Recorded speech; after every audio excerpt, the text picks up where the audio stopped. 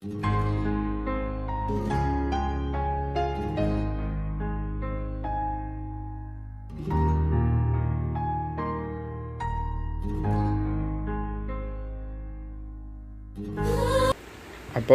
కార్యములు మొదటి అధ్యాయము 9వ వచనం నుండి 11వ వచనం వరకు. ఈ మాటలు చెప్పి వారు చూచుచుండగా ఆయన ఆరోహణమాయెను. అప్పుడు వారి కన్నులకు కనబడకుండా ఒక మేఘము ఆయనను కొనిపోయెను. ఆయన వెళ్ళుచుండగా వారు ఆకాశం వైపు తేరి చూచుచుండిరి. ఇదిగో, తెల్లని వస్త్రములు ధరించుకుని 2 మనుషులు వారి వద్ద నిలిచి, గలిలయ మనుషులారా, మీరెందుకు నిలిచి ఆకాశం వైపు చూచుచున్నారు? మీ యొద్ద నుండి పరలోకమునకు చేర్చుకొనబడిన యేసే ఏ రీతిగా పరలోకమునకు వెళ్ళుట మీరు చూచితిరో, ఆ రీతిగానే ఆయన తిరిగి వచ్చునని వారితో చెప్పిరి. ఇంత పర్యంతం. సువార్త పాఠ్యభాగము. పరిశుద్ధుడైన యోహాను రాసిన సువార్త 16వ అధ్యాయము 5వ వచనం నుండి 13వ వచనం వరకు. ఇప్పుడు నన్ను పంపిన వాని వద్దకు వెళ్ళుచున్నాను. నీవు ఎక్కడికి వెళ్ళుచున్నావని మీలో ఎవ్వడునూ నన్ను అడుగుటలేదు గాని, నేను ఈ సంగతులు మీతో చెప్పినందున మీ హృదయము దుఃఖముతో నిండి ఉన్నది.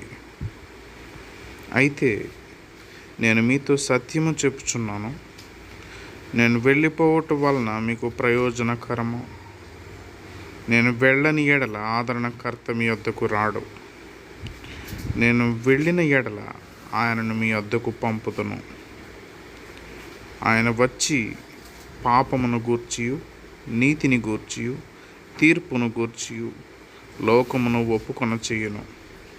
లోకులు నా యందు విశ్వాసం ఉంచలేదు గనుక పాపమును గూర్చియు, నేను తండ్రి వద్దకు వెళ్ళుట వలన మీరిక నన్ను చూడరు గనుక నీతిని గూర్చియు, ఈ లోకాధికారి తీర్పు పొంది ఉన్నాడు గనుక తీర్పును గూర్చియు ఒప్పుకొన చేయును. నేను మీతో చెప్పవలసినవి ఇంకను అనేక సంగతులు కలవు గాని ఇప్పుడు మీరు వాటిని సహింపలేరు. అయితే ఆయన అనగా సత్యస్వరూపి అయిన ఆత్మ వచ్చినప్పుడు మిమ్మును సర్వసత్యములోనికి నడిపించును. ఆయన తనంతట తానే ఏమీయో బోధింపక వేటిని వినునో వాటిని బోధించి సంభవింపబోవు సంగతులను మీకు తెలియజేయును. ఇంత పర్యంతము. పరిశుద్ధాత్ముడు చేసే పనులు ఏమంటే, పరిశుద్ధాత్ముడు ఈ will not say by his own, తనకు తను సొంతంగా ఏం మాట్లాడదు. ఎందుకంటే అది పరిశుద్ధ త్రిత్వంలోని ఒక క్రమము, ఆర్డర్. హైకమాండ్ నుంచి వచ్చినవి కుమారుడు విడిచి వెళ్ళిన వాటిలో నుంచి పరిశుద్ధాత్ముడు ఆయన రివీల్ చేయాలి. పరిశుద్ధాత్ముడికి పేరు అనేకమైన ఉన్నది. ఇప్పుడు చదువుకున్న దాంట్లో ఆయన సత్యస్వరూపైన ఆత్మ. సత్యస్వరూపైన ఆత్మ వచ్చినప్పుడు సర్వసత్యములోనికి సత్యము సర్వసత్యం. సత్యం అంటే ఏంటి అసలు అర్థము? సత్యం అంటే that which agrees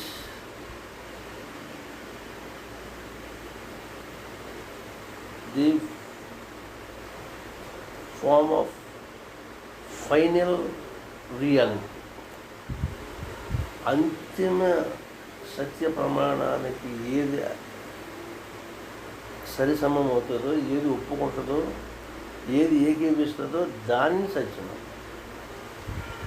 the ultimate form of reality ఏముంటుంది కదా, లోపల ఏముంది? ఆయనే సత్యం. సత్యం అంటే అర్థం ఏమంటే కాదనలేనిది సత్యం. కాదు అని చెప్పినంత కూడా అసత్యం. Therefore God said that his name is is అని ఉన్నవాడు, ఉన్నవాడును అనువాడను. ఓకేనా? ఇప్పుడు మనం డైరెక్ట్గా వచ్చేస్తున్నాం. యేసు ప్రభువు వెళ్ళిపోయాడు, పునరుద్ధరణ వెళ్ళిపోయిన తర్వాత జరిగే విషయాలు charge is going to be handed over to the holy spirit. ఆయన ఒప్పింపజే ఆత్మ కూడా ఆయనే. Spirit of conviction or the convincing spirit. ఆయన కనుక కార్యం చేయకపోతే మనిషిలో ఏ స్త్రీ కానీ ఏ పురుషుడు కానీ విషయంగా ఒప్పుకోలేరు. ఒప్పుకోకపోవడం అనేది వెరీ డెవలిష్ నేచర్. దెయ్యపు ఒప్పుకోరు. కాబట్టి దెయ్యమును నమ్మేవాళ్ళు సత్యమును ఒప్పుకోరు. సత్యం అనగా దేవ సంబంధమైనది, దేవుని నుండి వచ్చు మాట కానీ కార్యము కానీ సత్యము. 8వ అధ్యాయం యోహాను సువార్త 26వ వచనం 1, అలాగే 28వ వచనం 1.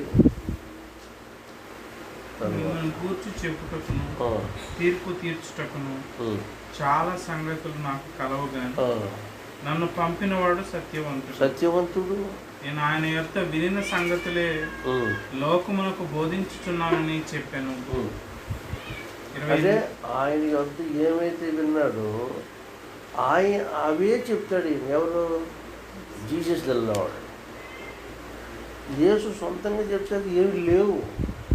ఎందుకంటే ఆ విధముగా Jesus was programmed in such a way, the Holy Spirit was programmed. వాళ్ళు అలాగా అమర్చబడి అలాగా అసైన్ చేయబడి వచ్చారు లోకానికి. నేను తండ్రి వద్ద ఏమి విన్నానో అవి మీకు చెప్తున్నాను, ఏమి చూశానో మీకు 38వ వచనం. నేను అక్కడ 26 అయింది కదా, 28 ఏముంది? కావున యేసు మీరు మనుష్య కుమారుని పైకెత్తినప్పుడు నేనే ఆయననియు నా అంతట నేనే ఏమీ చేయక తండ్రి నాకు నేర్పినట్టు ఈ సంగతులు మాట్లాడుచున్నానని మీరు గ్రహించగలరు. అంటే యేసయ్య ఒక విషయం మాట్లాడాలంటే అంతకుముందు ఏమి జరిగి ఉండాలి? ఆయన తండ్రి చేత నేర్పింపబడిన వాడే ఉండాలి.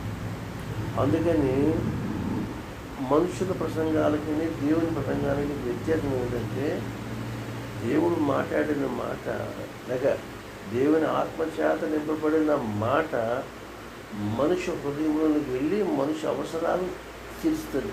అది రుజువు. మన దేవుని దగ్గర నుండి వచ్చిన మెసేజ్ కాకపోతే it goes as it wishes. మనుషులు ఇచ్చే ప్రకారంగా వెళ్ళిపోతాయి. కొన్ని ప్రసంగాలు ఎంటర్టైన్మెంట్గా ఉంటాయి, కొన్ని ప్రసంగాలు హాస్యంగా ఉంటాయి. ఇది కొంచెం కఠినంగా ఉంటుంది, ఇబ్బందిగా ఉంటుంది. ఎందుకంటే ట్రూత్ ఆల్వేస్ ఈజ్ హార్డ్. సత్యము కఠోరంగా ఉంటుంది. మరి నీ చేతనం అలా చేయకమా అంటే అది బాగుపడతాం. బాగా చేసామంటే అవతల ఆమెమో సంతోషంగా ఉంటుంది, కానీ అది ఆమెకి కీడు చేస్తుంది. అవతల వారి క్షేమం కోరేది ప్రేమ, అవతల వాడి కీడు కోరేది ద్వేషం. కాబట్టి దేవుని పిల్లలకు ఇచ్చిన భాగ్యం ఏమంటే, ఆయన మనకి ఏమైతే ఇన్స్ట్రక్షన్ ఇస్తాడో వాటి ప్రకారంగా వెళ్ళిపోవడమే. ఇప్పుడు పరిశుద్ధాత్ముడు లోకంలో వచ్చిన తర్వాత నేను అన్నాడు యేసు ప్రభు, నేను వెళ్ళిపోవడం వల్ల మీకు ప్రయోజనం. మరి ఆయన వెళ్ళిపోవడమే ప్రయోజనం అయితే ఆయన ఉండడం ఇంకేమవుతుంది? మోర్ దెన్ ప్రయోజనం కదా. ఆయన యాబ్సెన్సే మనకి మేలు చేస్తుంటే ఇంకా ఉండిపోతే దాట్స్ ఇమ్మెజరబుల్. కానీ ఇక్కడ ప్రోగ్రాము అలా లేదు. ఆయన ఆరోహణమైపోవడానికే ప్రోగ్రాం రాసి ఉంది. మళ్ళీ ఆయన వస్తాడు. ఇన్ ద మీన్ వైల్ జరిగిన ఇష్యూకి అంతా కూడా సర్టిఫికేషన్ ఇస్తూ కన్విన్స్ చేస్తూ ఉండే పనిని పరిశుద్ధాత్మ ఇచ్చాడు. ఏమండి, సో అండ్ సో వర్క్ చేయాలి అనేది father decide. So the son came and perform father's plan. ఇప్పుడు the performed issue must be professed లేక కన్ఫెస్డ్ బై ది ఆడియన్స్. చేసి నిరూపించబడిన దానిని చూచువారు వినువారు ఏమవ్వాలి, ఇది వారికి కలిగిన వారు, దీనిని కలిగి ఉండిన వారే ఉండాలి. ఆ విషయాన్ని యాక్సెప్ట్ చేసి ఇది మా కోసం కదా ఇలా చేసేయడం, ప్రోసెస్ కలిగి ఉండటం. కాబట్టి ఫాదర్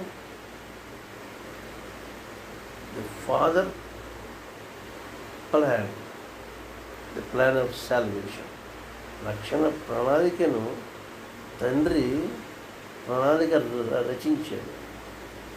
రచించిన ప్రణాళికను కుమారుడు పర్ఫామ్ చేశాడు, నిర్వహించాడు. నిర్వహించిన ఈ ప్రణాళికను ప్రజలలోకి ఆ పరిశుద్ధాత్ముడు దానిని ఒప్పింపచేస్తాడు. అంటే ప్రజలకు దాని రియాలిటీకి తీసుకొచ్చి వాళ్ళని ఒప్పుకొని చేస్తాడు. అయితే వాళ్ళకి అర్థం అవ్వదు.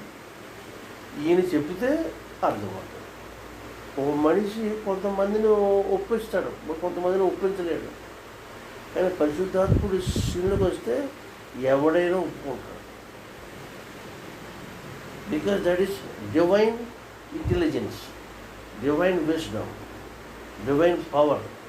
అందుకని పరిశుద్ధాత్ముడు శిలువకు వచ్చాడు అనుకోండి, ఎవడైనా వినాల్సిందే. అర్థం కాని భాష అయినా అర్థం చేసి పెడతాడు. కాబట్టి లోకములు పాపమును గూర్చి, నీతిని గూర్చి, తీర్పును గూర్చి 3 ఇష్యూస్. ఈ 3 విషయాలు కూడా ఎంత అత్యంత మరి అంతిమ సంగతులు అంటే మానవాడి ప్రతి వాడు ఈ 3 నుంచి తప్పుకోలేరు, తప్పుకోవడానికి వీలు లేదు. పాపం అంటే ఏంటి మళ్ళా ఆయనే చెప్పాలి, అక్కడే ఉంది.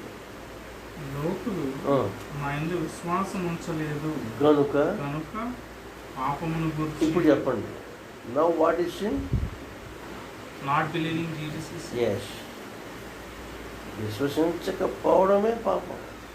పనిగొట్టుకు పాపం చేయటము అది నీ పర్సనల్ అకౌంట్కి వెళ్తాడు.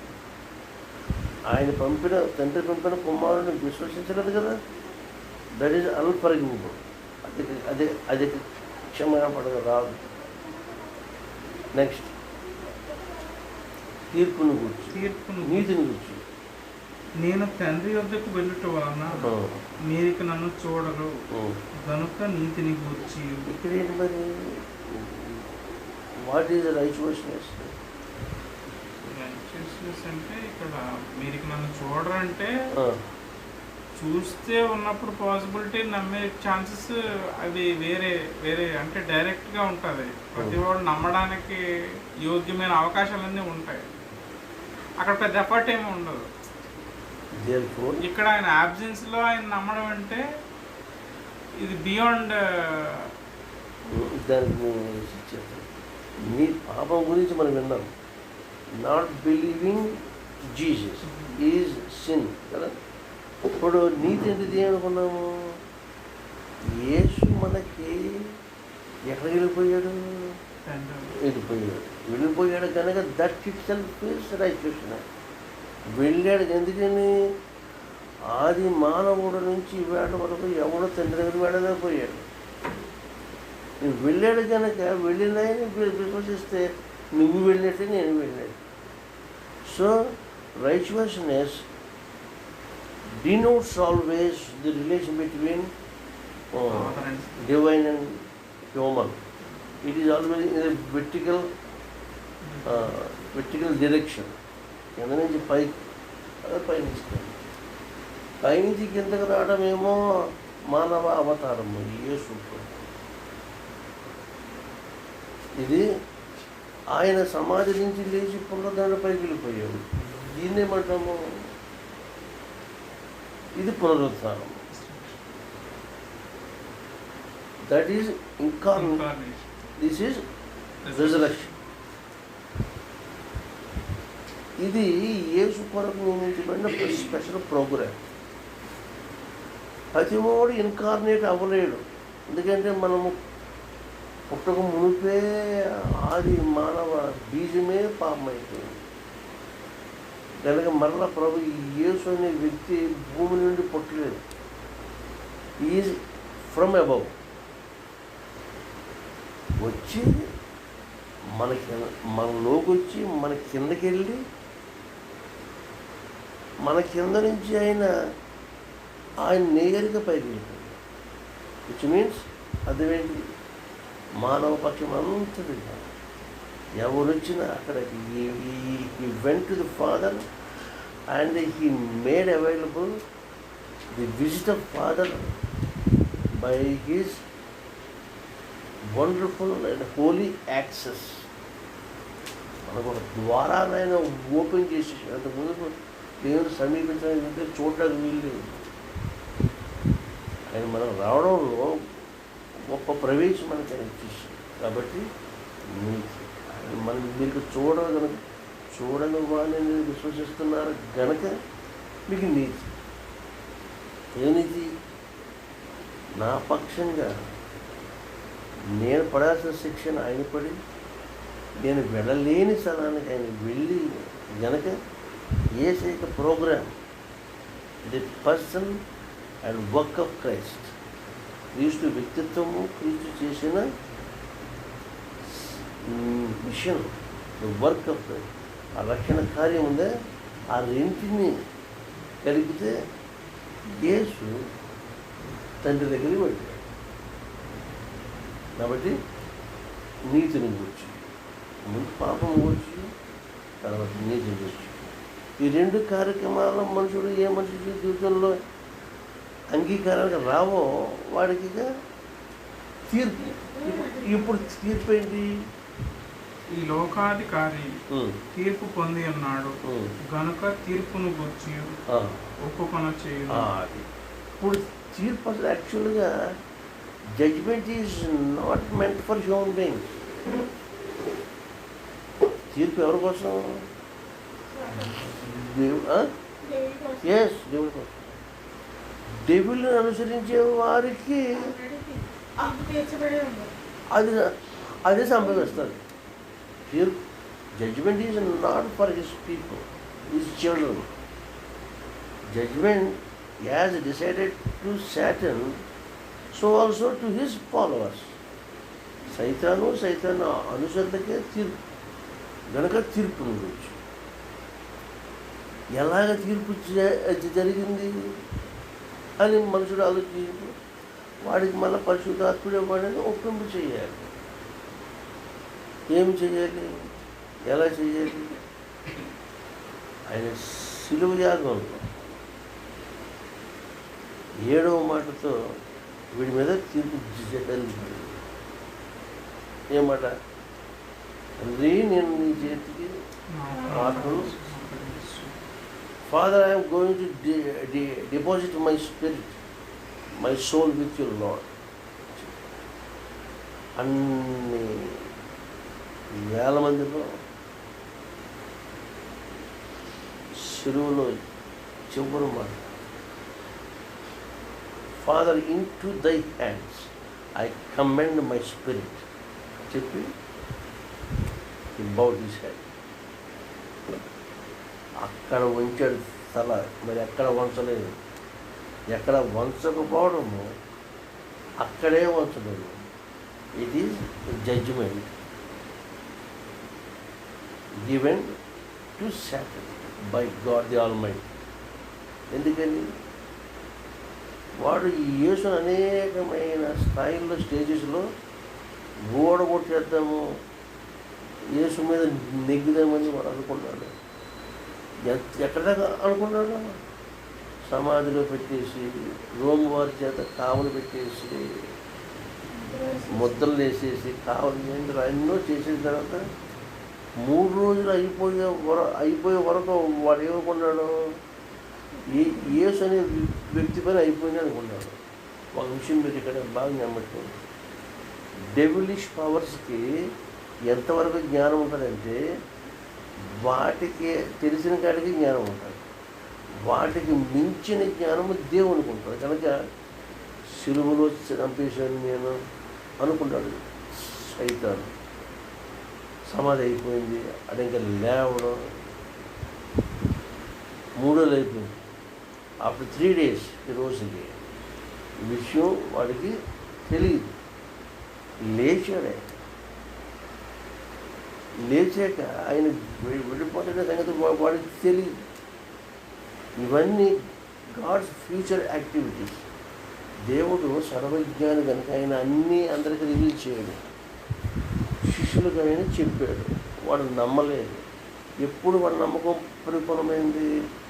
After getting the power of resurrection, పునరుద్ధానం బలం వాడు పొందాక అప్పుడు ప్రభు మాట్లాడిన అప్పుడు రికలెక్ట్ అవుతున్నాయి. కాబట్టి వేళ పునరుద్ధాన శక్తి లేకపోతే బైబిల్ అర్థం కాదు. నోటంటే వచ్చే ప్రవచనం ఎలా వస్తుందో ప్రవచనం మనకు తెలియదు. దెయ్యం కూడా ప్రవచిస్తుంది. అంచేత ఈవిల్ స్పిరిట్స్కి కొంతవరకే జ్ఞానం ఉంటుంది, పూర్తిగా ఉండదు. ఆ తర్వాత జరగబోయి అంటూ ది ఎండ్ అంతము వరకు ఉన్న ప్రోగ్రాము దైవాత్మక పరిశుద్ధాత్ముడు తప్ప ఎవరికి తెలియదు.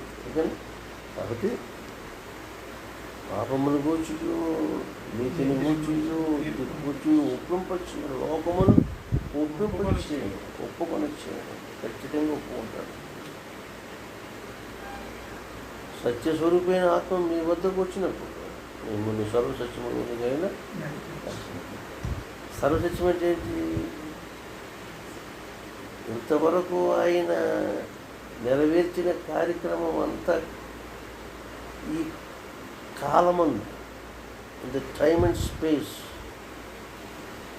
Of the Lord's birth, death and mission, resurrection and ascension, ఇంతవరకు దీనిని సత్యము. ఇక సర్వసత్యం అంటే beyond all these things, which means things that are taken place in the eternity. నిత్యత్వంలో ఇంకేముందనేది చెప్పడం, అక్కడ విషయాలు కూడా మనిషికి తెలియజెప్పడానికి ముందుగా దేవుడు ఒక ఇంటర్ప్రెటర్ మన కోసం ఉంచాడు. ఆయన పరిశుద్ధాత్మ, ఆయన బిల్డింగ్ చేస్తాడు. కాబట్టి ఈ రాత్రి ప్రభు చెప్పిన మాటలు మనం ఆలోచించేది ఏమంటే, గలిలయ మనుషులు యేసు ప్రభు పైకి వెళ్ళిపోతుంటే చూసి అలా ఊడిపోతే వాళ్ళకి తెల్లని వస్త్రము ధరించుకున్న 2 మనుషులు వాళ్ళకి కనపడి ఏం చెప్తున్నారు? గలిలయ మనుషులారా,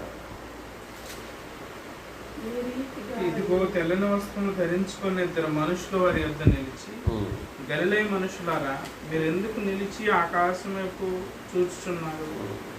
మీ యొద్ద నుండి పరలోకమునకు చేర్చుకొనబడిన ఈ యేసే ఏ రీతిగా పరలోకమునకు వెళ్ళుట మీరు చూచితిరో ఆ రీతిగానే ఆయన తిరిగి వచ్చునని వారితో చెప్పారు. ఇక్కడ ఏంజలిక్ మినిస్ట్రీ. యేసే పుట్టినప్పుడు ఎవరు ఆయనకి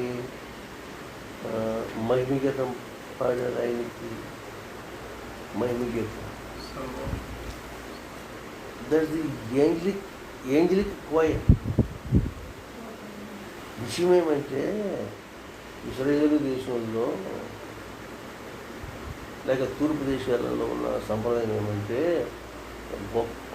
రాజులంటే బిడ్డలు పుట్టినప్పుడు పుట్టినరోజే పెద్ద ఆర్కెస్ట్రాను వాడు ఫామ్ చేస్తారు. ఫలానా రాజుగారి ఇంట్లో బిడ్డ పుట్టాడు, యువరాజు అని ఆయన కొనియాడడానికి ప్రత్యేకించి ఒక ఆర్కెస్ట్రాని ఆ రాజు బుక్ చేస్తాడు. అది సంప్రదాయం. అది యేసుప్రభుకి ఎవరు బుక్ చేస్తాడు? ఆయనకి ఎవరో వస్తాడు. అంచేత తండ్రి, పరమ తండ్రి, సృష్టికర్త ఆయన ఏమిటి తింగరుడా, లేకపోతే విషయం తెలియనివాడా? సర్వం ఎరుగును కనుక నా కొడుకుని ఏంటే నా కుమారుడు పుట్టాడు కనుక నా సైన్యం అవుతుందని చెప్పి ఆయన తన సైన్యాలు ఉంటుంది. అక్కడ angelic prayer, angelic song, angelic light, angelic worship. అంటే భూ స్థాయిలో, భూ ప్రపంచంలో ఏ రాజుకి బర్త్డే గ్రీటింగ్స్ అక్కడి నుంచి పంపించాడు. ఈయనకి డెలివరీ, వాళ్ళ అమ్మ డెలివరీ అవుతాక సరైన చోటు ఉండలేదు. ఇంత దిక్కుమాలుడు, మనకి దిక్కుమాలుడు ఆయన అంచేత అప్పుడు తన దూతలను పంపాడు, తన కుమారుని మహింపరుచుకున్నాడు. ఆర్కెస్ట్రా పెట్టి గొప్ప విందు చేస్తారు వాళ్ళు. యేసు విషయంలో మనుషులు ఎవరికి ఊహించిన స్థాయిలో ఆయనకి జరిగిన సంగతులు ఇవన్నీ ఎక్కువ. ఆయన ఉపవాసం 40 days చేసినప్పుడు అప్పుడు ఏంజల్స్ కేమ్ అండ్ సర్వ్. గెచ్చమైన తోటలో రక్తం చెమటగా మారిపోయి ఆయన సొమ్ముసిలిపోయినప్పుడు ఏంజల్స్ కేమ్ అండ్ సర్వ్ కదా. ఇప్పుడు త్రోట్ ఆయన సమాధి రిజరెక్షన్లో ఉండగా వచ్చి చూసిపోయే వాళ్ళకి ఇన్ఫార్మర్గా ఏంజల్స్ ఉన్నాయి అక్కడ, 2 angels. Is not here, go and tell your brothers. Angelic news.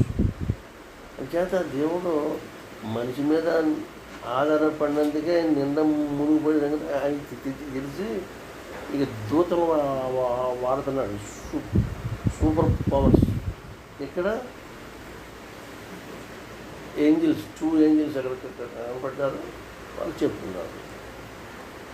యేసు ఎలా వెళ్ళిపోతున్నాడు అలా వస్తాడుగా.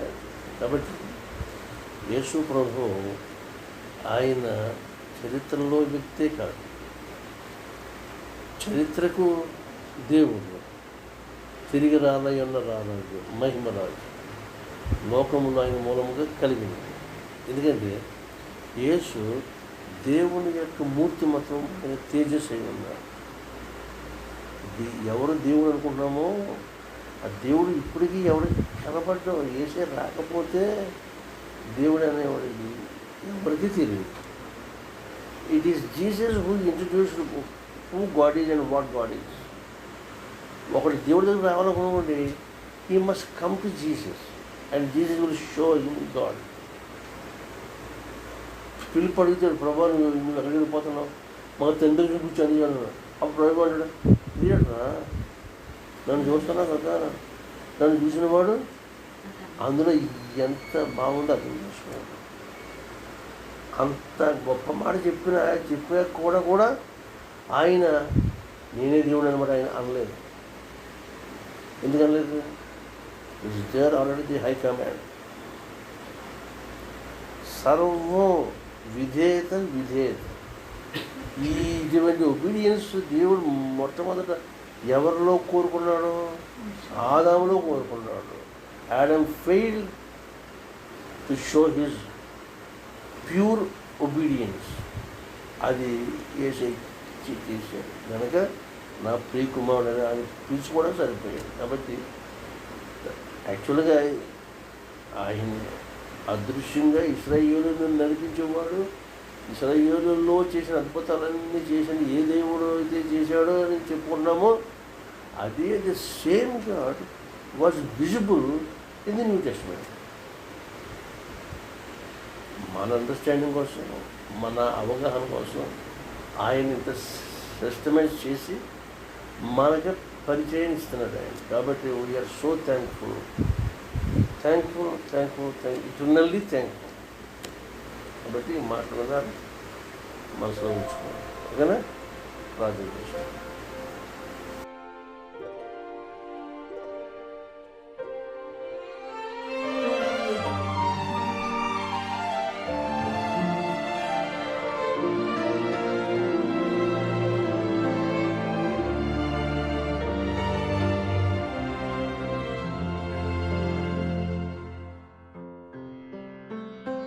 Sing them over again to me, wonderful words of life. Let me more of their beauty see, wonderful words of life. Words of life and beauty, teach me faith and duty. Beautiful words, wonderful words, wonderful words of life. Beautiful words, wonderful words, wonderful words of life. Christ, the blessed one, gives to all wonderful